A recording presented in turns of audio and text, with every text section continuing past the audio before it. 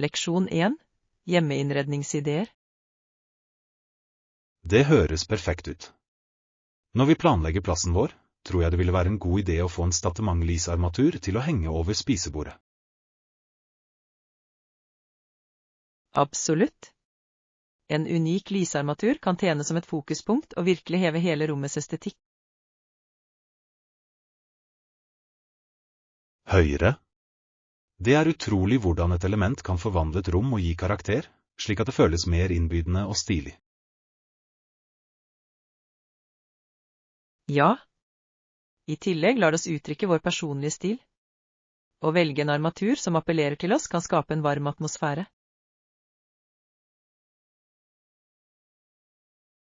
Nøyaktig. Og det er så mange alternativer der ute, fra moderne til vintage stiler, at vi lett kan finne en som passer vår visjon. Definitivt. Og vi bør også vurdere hvilken type belysning den gir. Omgivelseslys kan sette stemningen for enhver sammenkomst. Det er et godt poeng. Det handler ikke bare om utseende. Funksjonaliteten til belysningen er like viktig for å skape den rette stemningen. Ja. Et godt opplyst spiseområde kan gjøre måltidene morsommere og til og med forbedre den generelle matopplevelsen. Absolutt. La oss utforske noen alternativer sammen og finne det perfekte stykket som fanger vår smak og utfyller rommet. Leksjon 2. Meditasjonspraksis. Jeg har tenkt på hvor ofte jeg mediterer eller deltar i dype pusteøvelser, og jeg prøver å sette av minst 10 minutter hver dag til det formålet. Det er fantastisk. Meditasjon kan være så kraftig verktøy for å håndtere stress og forbedre det generelle velværet. Absolutt. Det er utrolig hvordan bare noen få minutter med oppmerksomhet kan endre hele perspektivet ditt på dagen som kommer. Ja. Og dyp pusting kan virkelig bidra til å jorde oss, spesielt i kaotiske øyeblikk når vi føler oss overveldet. Nøyaktig. Det er som å trykke på en tilbakestillingsknapp for sinnet, slik at vi kan fokusere på nåtiden i stedet for å gå oss vill i tankene våre. Definitivt. Jeg opplever at å inkludere disse praksisene i min daglige rutine har gjort en betydelig forskjell i min mentale klarhet og følelsesmessige balanse. Det er inspirerende. Kanskje vi kan lage en delt tidsplan for å holde hverandre ansvarlige og utforske nye teknikker sammen. Jeg elsker den ideen. Å lære forskjellige meditasjonsstiler kan holde ting friskt og engasjerende, og forbedre praksisen vår ytterligere. Ja. I tillegg blir det spennende å dele våre erfaringer og innsikt mens vi går videre på denne mindfulness-reisen. Leksjon 3. Fruktfakta. Visste du at kirsebær og fersken har groper inni seg? Det er fascinerende hvordan naturen fungerer, men gropene er definitivt ikke spiselige. Ja, det er overraskende. Mange mennesker nyter frukten uten å innse at de harde gropene er der av en grunn, beskyttelse for frøet inni.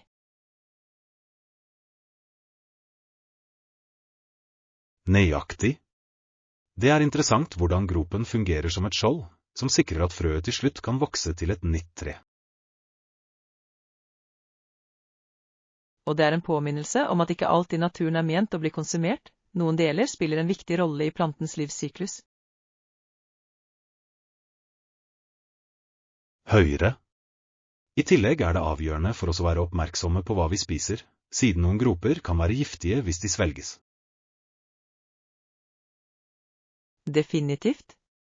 Å vite hvilke frukter som har groper kan hjelpe oss å nyte dem trygt mens vi setter pris på deres naturlige skjønnhet. Og det er en flott samtalestarter. Å dele disse morsomme faktaene kan gjøre fruktsmakingsopplevelser enda morsommere. Ja. Det gjør noe enkelt til en mulighet til å lære å koble sammen, noe som gjør måltidene våre mer berikende. Absolutt. Så neste gang vi nyter kirsebær eller fersken, kan vi ikke bare sette pris på deres smak, men også deres fascinerende biologi. Leksjon 4. Ferskefunn. Og, hva kjøpte du? Jeg håper du fant noe interessant på markedet i dag. Vel, jeg fikk noen friske frukter og grønnsaker som så helt deilig ut, og jeg kunne ikke motstå å plukke opp noen unike ting også.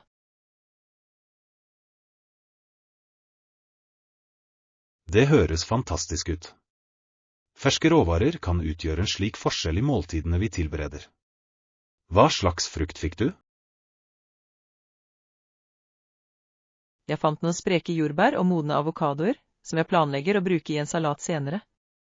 Fargene er bare så tiltalende. De høres fantastisk ut. Jeg elsker avokado. De legger til en slik kremetekstur til enhver rett.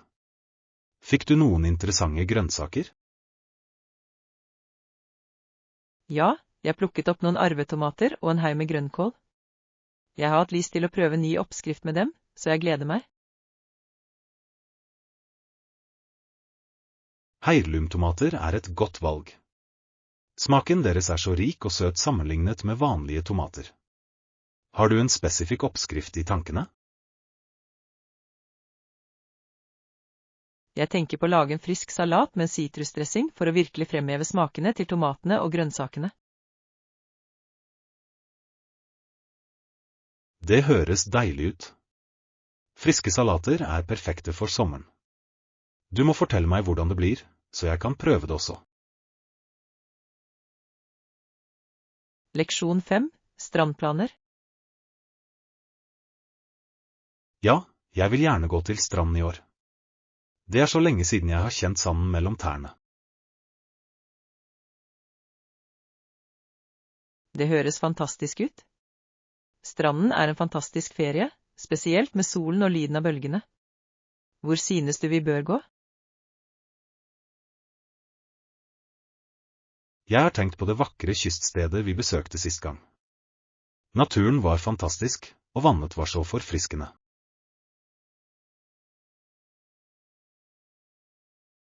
Jeg husker det stedet. Det var perfekt for svømming og avslapping. I tillegg kunne vi nyte noen strandspill, noe som gjorde det enda morsommere.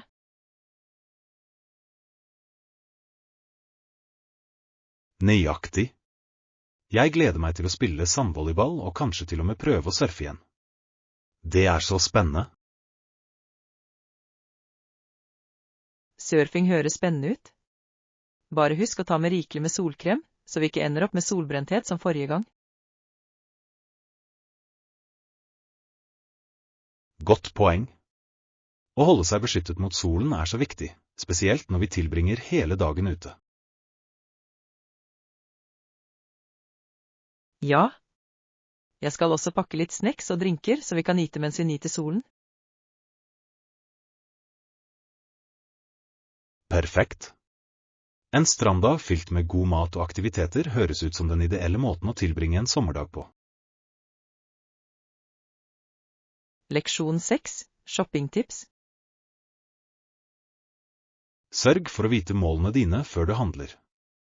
Det kan spare deg for mye tid og frustrasjon når du prøver klær. Absolutt. Jeg synes alltid det er nyttig å ha målene mine tilgjengelig, spesielt når jeg handler på nettet eller i ukjente butikker. Nøyaktig. Å prøve ting er viktig for å se hvordan stoffet dreiper og passer, og det kan gjøre en verden av forskjell i hvordan du føler deg i et antrekk. Ja. Jeg har lært på den harde måten at størrelser kan variere mye mellom merker, så det er best å prøve noen forskjellige alternativer. Det er sant. I tillegg kan noen stiler se bra ut på stativet, men de smigrer kanskje ikke kroppsformen din så mye som du trodde. Nøyaktig.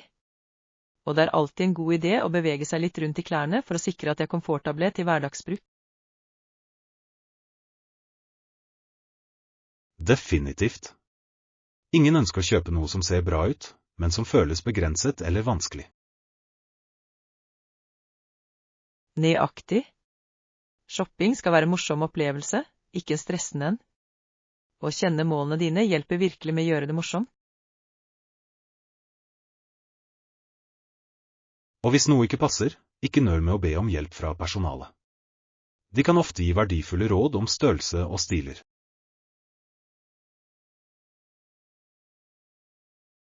Leksjon 7. Nabolagsvalg. Det høres fint ut. Jeg har utforsket forskjellige nabolag for å vurdere for mitt neste trekk. Hvilke tenker du på? Jeg har sett på et par områder som er kjent for sine livlige lokalsamfunn og tilgjengelighet til parker og butikker. Det er flotte funksjoner å vurdere. Det er viktig å finne et sted som føles innbydende og har mange fasiliteter i nærheten. Ja. Jeg vil kunne gå til favorittkaféen min og ha parker hvor jeg kan slappe av eller trene.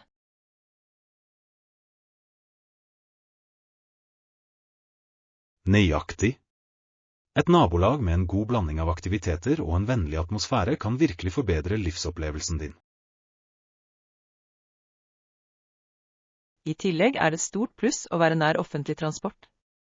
Det gjør pendlinger mye enklere, og åpner for flere muligheter for utforskning.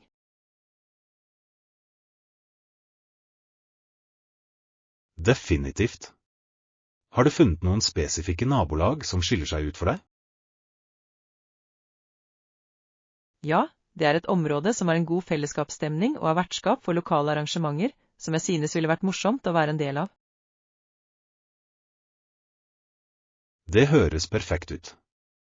Å være koblet til samfunnet ditt kan utgjøre en stor forskjell i hvordan du trives med ditt nye hjem. Leksjon 8. Kjoleshopping. Hva synes du om denne kjolen? Jeg så den i butikken og syntes den så nydelig ut. Det er virkelig fantastisk. Fargen er så levende, og designet er veldig flatterende. Hvor mye er det? Det er rimelig priset, kvaliteten tatt i betraktning. Jeg tror det er verdt investeringen, spesielt for spesielle anledninger. Jeg er enig. En slik vakker kjole kan enkelt kles opp eller ned, noe som gjør den allsidig for ulike arrangementer. Nøyaktig. I tillegg kan det å ha en enestående del i garderoben gjøre det mye enklere å forberede seg til utflukter. Ja. Og hvis det passer godt, vil det gi deg selvtillitsøkningen vi alle elsker når du har på oss noe vi elsker. Høyere. Jeg føler meg alltid så mye bedre når jeg har på meg noe som får meg til å føle meg bra med meg selv. Absolutt. Det handler om å finne de riktige brikkene som gjenspeiler din personlige stil og får deg til å føle deg fantastisk. Så, vurderer du å prøve det?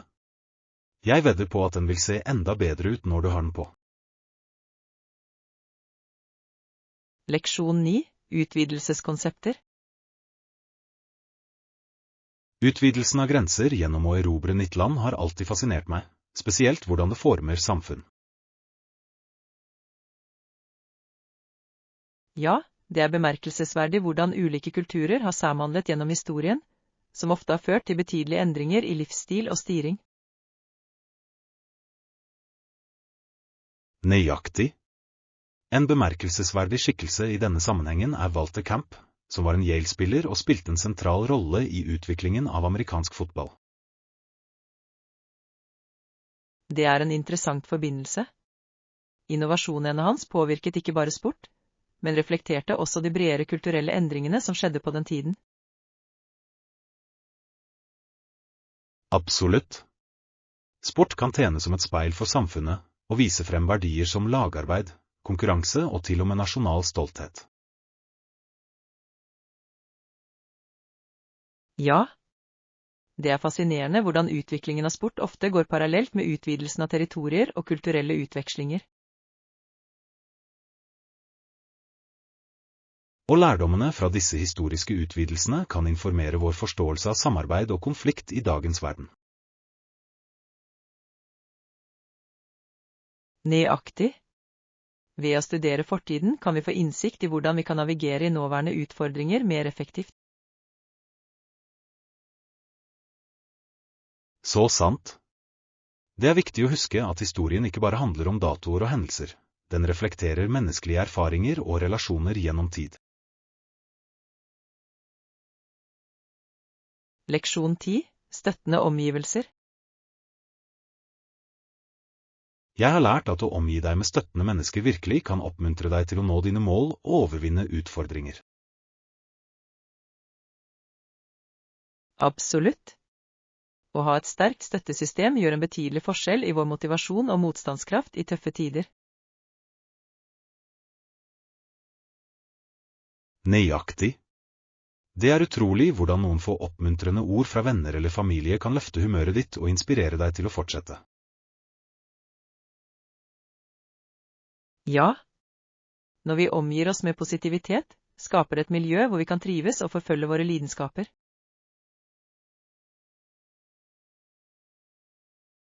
Og de støttende personene holder oss ofte ansvarlige, og presser oss til å holde oss på sporet og nå ambisjonene våre.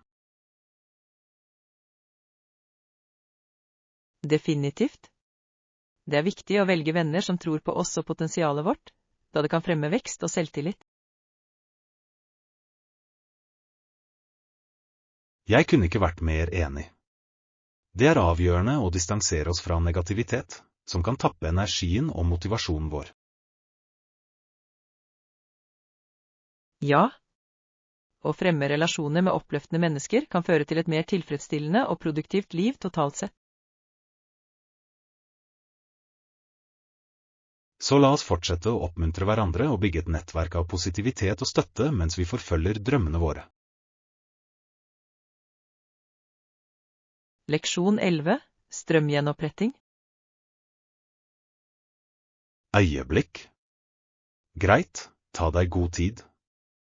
Jeg tror strømmen skal være på igjen nå. Kan du sjekke? Sikker? Jeg skal ta en titt rundt, men jeg håper alt fungerer igjen, fordi det har vært ganske upraktisk uten strøm.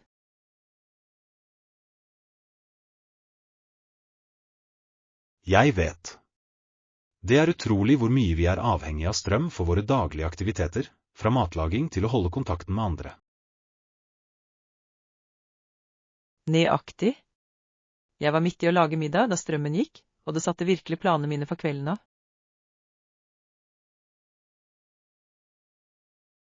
Ja. Det er frustrerende når uventede strømbrudd oppstår, men forhåpentligvis er det bare et midlertidig problem. Jeg er enig. La oss håpe lysene kommer på igjen snart, slik at de kan komme tilbake til våre vanlige rutiner uten avbrudd. Ja. Når alt er tilbake til det normale, kan vi nyte et godt måltid sammen og følge med på favorittprogrammene våre. Det høres perfekt ut. En koselig kveld hjemme er alltid en fin måte å koble av etter en hektisk dag.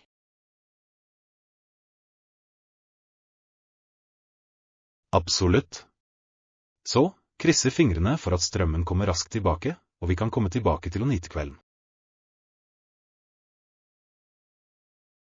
Leksjon 12. Strandtemafester.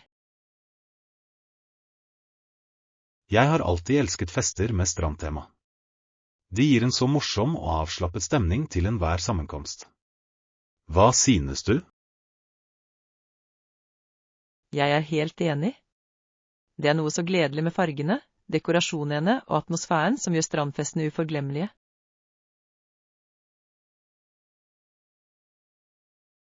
Nøyaktig. Kombinasjonen av solskinn, sand og godt selskap skaper den perfekte oppskriften på en minneverdig begivenhet. Ja.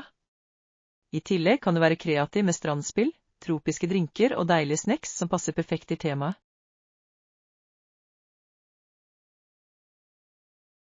Det er sant. Å inkludere elementer som tikifakler og strandmusikk forbedrer virkelig den generelle opplevelsen.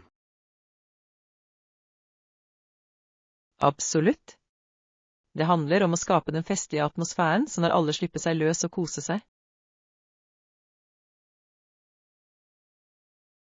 Og la oss ikke glemme det livlige strandantrekket. Alle ser så blide ut i sommerantrekk og flip-flops.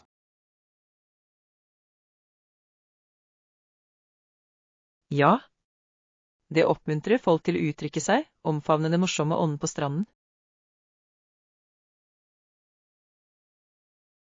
Så, hva sier du at vi planlegger en fest med strandtema snart? Det hadde vært kjempegøy å samle alle til en morsom dag. Leksjon 13. Kvitteringer og transaksjoner. Jeg er ferdig med å handle. Kan jeg få en kvittering, takk? Sikkert. Her er kvitteringen din. Er det noe mer du trenger før vi drar ut? Nei, det burde være alt for nå. Jeg ville bare sørge for at jeg holder styr på kjøpene mine. Det er smart. Oppbevaring av kvitteringer hjelper med budsjettering og returnering av varer om nødvendig. Nøyaktig. Det er alltid godt å ha en rekord, spesielt for større kjøp. Ja. I tillegg gir det deg klarere bilde av forbruksvanene dine over tid. Absolutt. Så, skal vi ta turen til kaféen nå og feire vår vellykkede shoppingtur? Ja. En godbit høres perfekt ut etter en produktiv dag ute. La oss nyte litt kaffe og bakverk. Flott idé. Jeg gleder meg til å slappe av og prate om funnene våre mens vi unner oss noen deilige godbiter. Leksjon 14. Bevaring er viktig. Det er et så godt forslag å prioritere bevaring, da vi aktivt må beskytte vårt naturlige miljø for fremtidige generasjoner. Absolutt. Naturens skjønnhet er noe som beriker livene våre, og vi har et ansvar for å sikre at den forblir intakt. Høyre. Hver eneste lille handling vi gjør kan ha en betydelig innvirkning, enten det er å redusere plastbruken eller støtte lokalt bevaringsarbeid.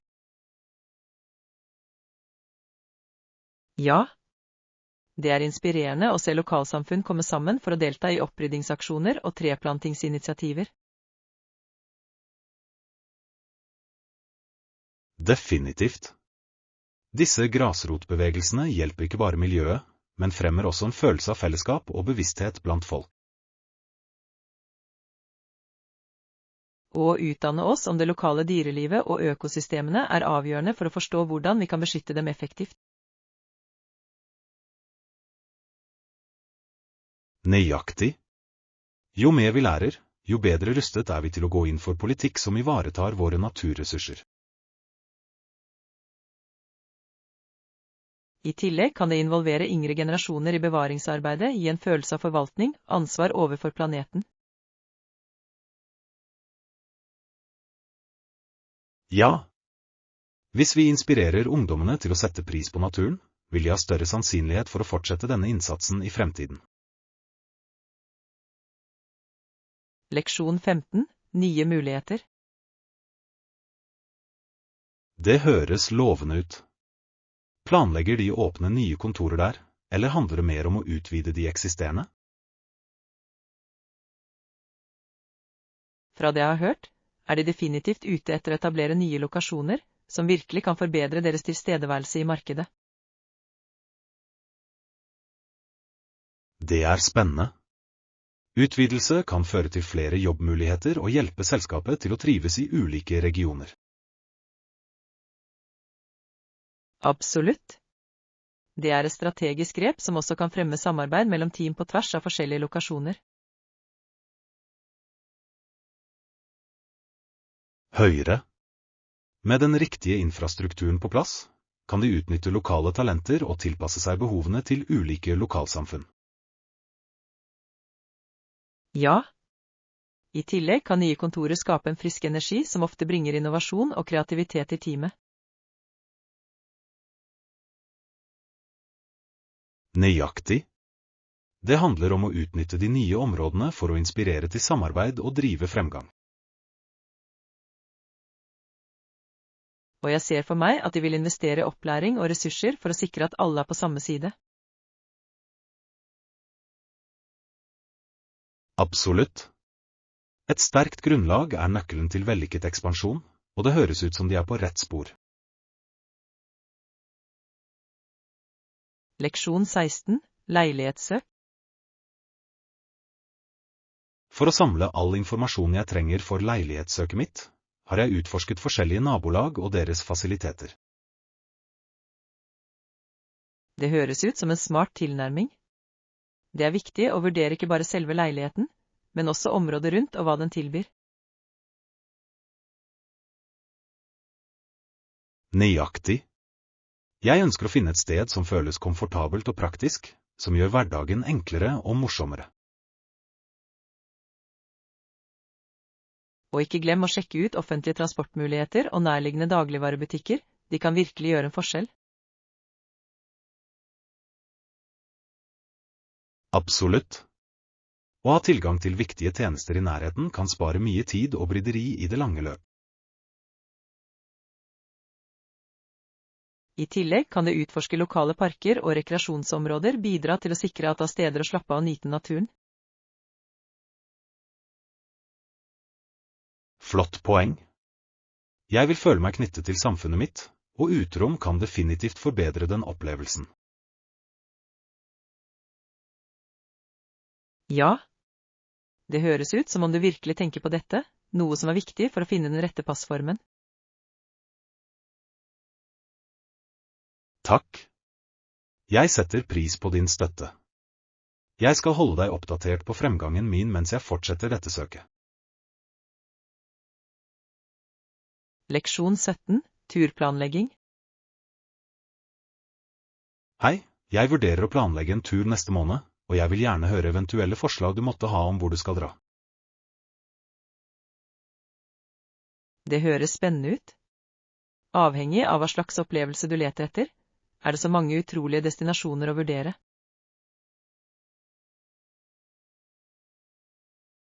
Absolutt. Jeg er åpen for alt, enten det er en avslappende strandferie eller en eventyrlig fjellflukt. Vel, hvis du er interessert i natur, kan en nasjonalpark være et fantastisk alternativ. Det er fantastisk utsikt og mange utendørsaktiviteter. Ja. Å vandre og utforske naturen høres tiltalende ut. Har du noen spesifikke parker i tankene? Hva med Yellowstone? Det er kjent for sitt fantastiske landskap og unike geotermiske funksjoner. Det er en god idé. Jeg har alltid ønsket å se geysirene og dyrelivet der. Det høres ut som en uforglemmelig opplevelse. Definitivt. Bare sørg for å planlegge på forhånd, siden det kan bli travelt i høysesongen. Godt poeng. Jeg skal begynne å undersøke overnattingsmuligheter og lage en reiserute for å få mest mulig ut av tiden min der. Leksjon 18. Shoppingopplevelse. Det er flott. Fant du alt du trengte under handleturen, eller var det noen varer som var vanskelig å finne? Ja, for det meste klarte jeg å finne det lett etter, men jeg kunne ikke finne et spesielt merke frokostblanding jeg elsker.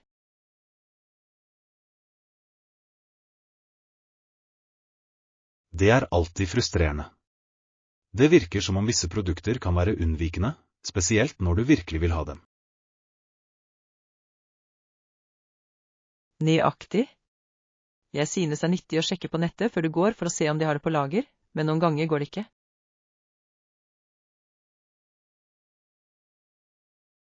Ja. Det er litt av et gamble, er det ikke? Du vet aldri om butikken har det du vil ha, selv om den er oppført på nettet. Høyre. Jeg fant i det minste det meste av det viktigste, så det var ikke et totalt tap. Det er den viktige delen. Å ha det grunnleggende dekket kan gjøre en stor forskjell i uken. Definitivt. Og jeg likte å bla gjennom gangene, oppdage nye produkter underveis. Det er en morsom del av shopping. Å finne noe uventet kan gjøre turen verdt. Leksjon 19. Profesjonalitet. Jeg setter stor pris på vektleggingen av profesjonalitet på arbeidsplassen vår. Det skaper et så positivt miljø for alle involverte. Absolutt. Når folk viser respekt og engasjement, fremmer en dyktighetskultur som kommer hele teamet til gode. Ja. Det er inspirerende å se hvordan profesjonalitet kan heve arbeidet vårt og styrke samarbeidet mellom kolleger. Nøyaktig. Når alle er forpliktet til å opprettholde høye standarder, motiverer oss virkelig til å gjøre vårt beste. Og det setter et godt eksempel for nye teammedlemmer, og hjelper dem å forstå forventningene fra starten. Absolutt. Det er avgjørende for å bygge et sammenhengende team som støtter hverandre og streber etter suksess sammen. Jeg har lagt merke til at når vi alle fokuserer på profesjonalitet, forbedrer det også vår kommunikasjons- og problemløsningsevne. Ja. Åpen og respektfull kommunikasjon er nøkkelen til å håndtere utfordringer effektivt og effektivt. Jeg vil definitivt gjøre mitt for å opprettholde denne standarden og oppmuntre andre til å gjøre det samme. Leksjon 20. Bookstore Discovery. Ja, det er en bokhandel i sentrum som jeg nylig oppdaget, og de har et bredt utvalg av sjangre å velge mellom. Det er fantastisk. Det er alltid spennende å finne et sted som tilbyr et mangfoldig utvalg av bøker for enhver smak. Nøyaktig. Jeg elsker å kunne bla gjennom forskjellige kategorier, fra skjønnlitteratur til sakprosa, og til og med noen obskure sjangre. Og det er noe spesielt med støtte lokale bokhandlere, de har ofte en unik sjarm og kunnskapsrike ansatte. Absolutt.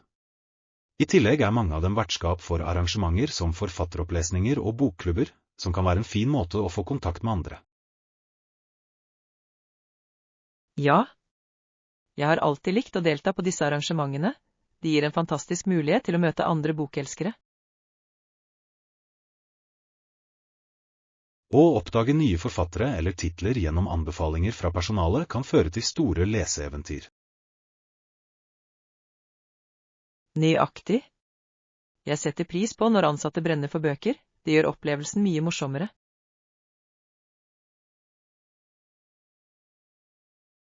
Jeg tror jeg skal planlegge et besøk snart og se hvilke nyankomne de har. Leksjon 21. Plantestell. Hvor ofte vanner du plantene dine? Jeg har prøvd å finne den rette balansen for å holde dem sunne og blomstrende. Jeg vanner dem hver morgen og kveld for å sikre at de får nok fuktighet, spesielt i de varme sommermånedene. Det er en solid rutine. Jeg har lagt merke til at konsekvent vanning virkelig gjør en forskjell i deres vekst og generelle helse. Ja. Det er viktig å holde øye med jorda også, noen ganger trenger den litt ekstra oppmerksomhet avhengig av været.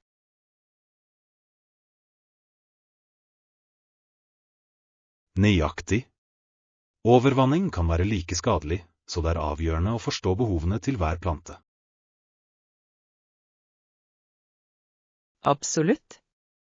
Noen planter foretrekker tørrere forhold, mens andre trives i mer fuktighet, så det handler om å finne den balansen. Jeg har eksperimentert med forskjellige vanningsplaner for å se hva som fungerer best for plantene mine. Det er en flott tilnærming. Å observere deres respons kan hjelpe deg med å justere omsorgsrutinen din deretter. Jeg elsker å lære om planter og deres behov. Det er givende å se dem blomstre med riktig omsorg. Leksjon 22, bakgårdsdyr. Er det ekorn i hagen din? Jeg har lagt merke til at de ser ut til å være ganske aktive i området midt i det siste. Noen ganger ser jeg en vaskebjørn eller en jordekorn vandre rundt, men ekornene er definitivt de hyppigste besøkende. Det er interessant. De kan være ganske underholdende å se på mens de leker og suser rundt og leter etter mat. Absolutt. Jeg elsker å se krumspringene deres, de er så nysgjerrige og ser alltid ut til å finne på noe. Og det er utrolig hvor tilpasningsdyktige de er til forskjellige miljøer, og får mest mulig ut av ressursene de kan finne. Ja, de kan være ganske smarte, og finner ofte måter å navigere hindringer for å nå snekkseene sine. Jeg har sett dem klatre i trær og til og med hoppe fra gren til gren med en slik smidighet. Nøyaktig. Det er en fryd å observere dem i deres naturlige habitat, og trives i bakgårdene våre. Jeg lurer på hvilket annet dyreliv som lurer rundt. Det er alltid en overraskelse å oppdage nye besøkende. Leksjon 23, rettferdighetsperspektiver. Henry sa at straffesaker skulle avgjøres etter meningene til 12 ærlige menn som visste om forbrytelsen, offeret og omstendighetene rundt den. Det er et overbevisende perspektiv. Det fremhever viktigheten av å ha en jury som representerer et tverrsnitt av samfunnet for å sikre rettferdighet. Absolutt. En jurys innsikt kan gi verdifull kontekst som går utover bare bevisene som presenteres i retten. Å ha forskjellige meninger kan bidra til å forhindre skjevheter fra å påvirke dommen, og fremme rettferdighet for alle involverte parter. Nøyaktig. Det er avgjørende for juryen å forstå nyansene i hver sak, siden hver forbrytelse har sin egen unike historie. Ja, en velinformert jury kan overveie mer effektivt, og til slutt ta avgjørelser som gjenspeiler samfunnets verdier. Det er fascinerende hvordan rettssystemet er avhengig av den kollektive dommen fra vanlige borgere for å opprettholde rettferdighet. Definitivt. Det understreker samfunnsengasjementets rolle for å sikre at rettferdigheten blir servert. Jeg tror denne tilnærmingen er avgjørende for å opprettholde offentlig tillit til rettssystemet. Leksjon 24, drømmedestinasjoner. Du gir meg lyst til å reise dit også. Et annet drømmested på listen min er Santorini, med sine fantastiske solnedganger og vakre arkitektur. Santorini er helt fantastisk. De hvite bygningene mot det dypblå havet skaper en så pittoresk scene. Ja. Jeg har sett utallige bilder, men jeg kan bare forestille meg hvor fascinerende det må være personlig, spesielt under solnedgang. Solnedgangene er kjent for en grunn. Folk samles ved forskjellige synspunkter bare for å fange det øyeblikket når himmelen lyser opp. Jeg kan se for meg den nå, med solen som synker under horisonten og kaster et gyllent glød over øya. Det høres magisk ut. I tillegg vil det utforske de sjarmerende gatene og nyte lokal mat være en uforglemmelig opplevelse. Absolutt. Jeg vil gjerne prøve autentiske greske retter mens jeg nyter utsikten fra en klipperestaurant. Ja. Å spise med utsikt gjør måltidet enda mer spesielt. Vi bør definitivt planlegge en tur sammen en dag. Det ville vært fantastisk. La oss fortsette å drømme og kanskje gjøre det til virkelighet i nær fremtid. Leksjon 25. Forstå sykdommer. Det er alarmerende hvordan noen dyr kan bli infisert med sykdommer. En slik sykdom er rabies, som er ganske alvorlig. Ja, rabies er en sykdom som noen ganger forekommer i dyrelivet, og den kan overføres til mennesker gjennom bitt. Nøyaktig. Det er avgjørende for folk å være forsiktige og oppmerksomme på risikoene, spesielt når de samhandler med herreløse dyr. Absolutt. Vaksinasjon er viktig for kjæledyr for å forhindre spredning av rabies, og beskytte både dyr og mennesker. Og utdanning om dette emnet kan hjelpe lokalsamfunn å forstå viktigheten av ansvarlig kjæledyreierskap. Ja, det er viktig å spre bevissthet om tegn på rabies og trinnet du må ta hvis du blir bitt. Jeg er helt enig. Å forstå disse sykdommene kan hjelpe oss med å beskytte oss selv og våre kjære effektivt. Definitivt. Ved å være informert kan vi bidra til et sunnere miljø for alle. Det er et alvorlig problem, men med riktig kunnskap og forholdsregler kan vi minimere risikoen forbundet med rabies. Leksjon 26. Slottssider. Han brakte tilbake noen utrolige ideer for et slott på bakken, og Pelles slott er definitivt et fengslende konsept. Det høres spennende ut, men jeg kan forestille meg at det ikke ville være et trekkfullt slott, som ofte er slik vi ser for oss historiske slott. Nøyaktig. Moderne design kan inkludere bedre isolasjon og innovative funksjoner for å holde den komfortabel året rundt. Ja, det er fascinerende hvordan arkitektur kan blande historiske elementer med moderne behov for komfort og funksjonalitet. Og tenk på utsikten fra toppen. Et slott på en høyde ville tilby fantastiske panorama av det omkringliggende landskapet. Absolutt. Det ville være det perfekte stedet for å slappe av og nyte naturen og samtidig ha den kongelige atmosfæren. Jeg elsker ideen om å skape rom inne i slottet som reflekterer både eleganse og varme, noe som gjør det til et innbydende sted.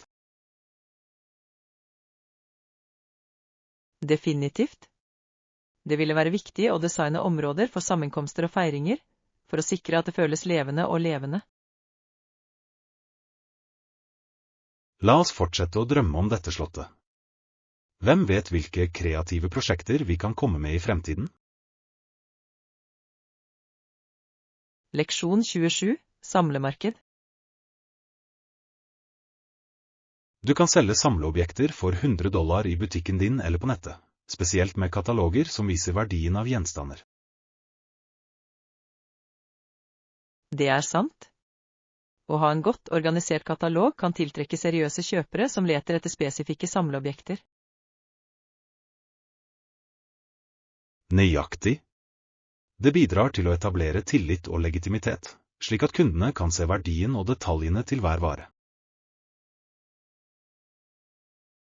I tillegg kan det vise frem varer på nettet nå et bredere publikum, og øke sjansene for salg.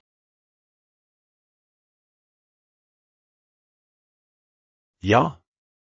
Med de riktige markedsføringsstrategiene kan samlere komme i kontakt med entusiaster fra hele verden.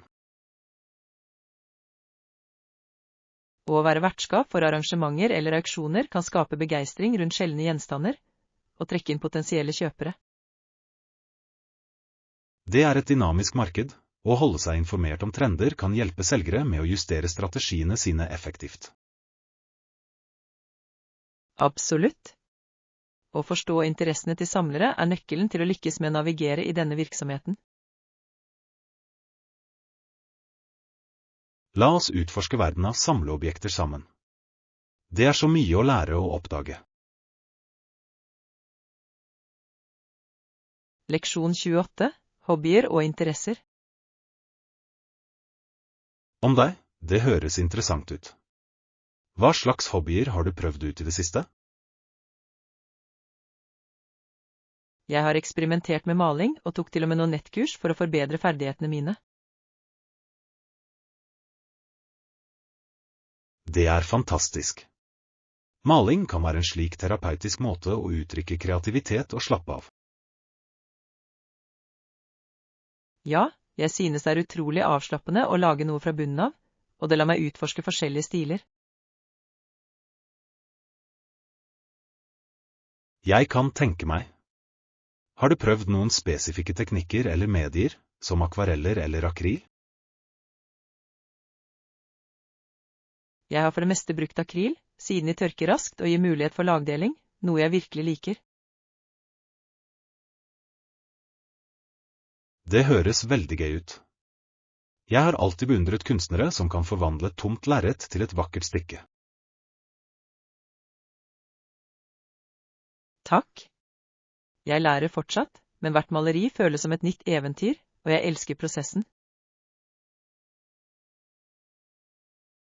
Det er flott å høre at du liker det. Jeg vil gjerne se noe av arbeidet ditt når du er klar til å dele. Leksjon 29. Skjønnhetsprodukter. Det er flott. Hva slags skjønnhetsprodukter har du laget nylig? Jeg er nysgjerrig på kreasjonene dine. Jeg har eksperimentert med naturlige ingredienser for å lage noen hudpleieprodukter som fuktighetskremer og ansiktsmasker.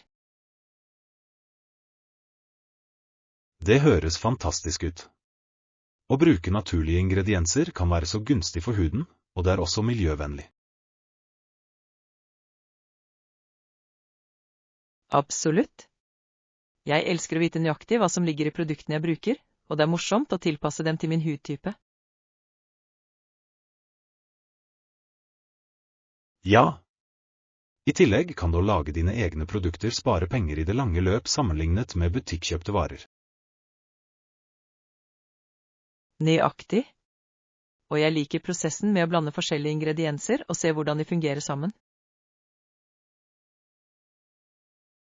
Har du utviklet noen favorittoppskrifter som du synes er spesielt effektive? Ja, jeg har laget en honning- og havregrynmaske som etterlater huden min myk og forringet. Det høres herlig ut. Det vil jeg gjerne prøve. Det er imponerende hvordan DIY-skjønnhetsprodukter kan være både morsomme og nyttige.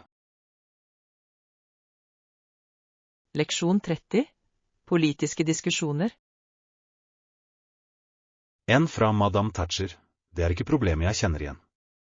Når medlemmene i partiet diskuterer politikk, kan det bli ganske intenst. Ja, politiske diskusjoner bringer ofte frem sterke meninger, og det er viktig å navigere gjennom dem. Nøyaktig. Å forstå ulike perspektiver kan føre til mer produktive samtaler og bedre beslutningstaking. Og det er avgjørende å lytte aktivt, da dette fremmer respekt og åpner døren for konstruktiv dialog. Absolutt. Å engasjere seg i gjennomtenkte diskusjoner kan bidra til å bygge bro over gap og finne felles grunnlag. Ja, og det er viktig å huske at alle har sine egne erfaringer som former deres synspunkter. Nøyaktig. Det er det som gjør disse samtalene så rike og opplysende. Jeg er enig. Det er alltid gunstig å nærme seg diskusjoner med et åpent sinn og en vilje til å lære. La oss fortsette å engasjere oss i disse dialogene. Det hjelper oss å vokse og forstå verden bedre.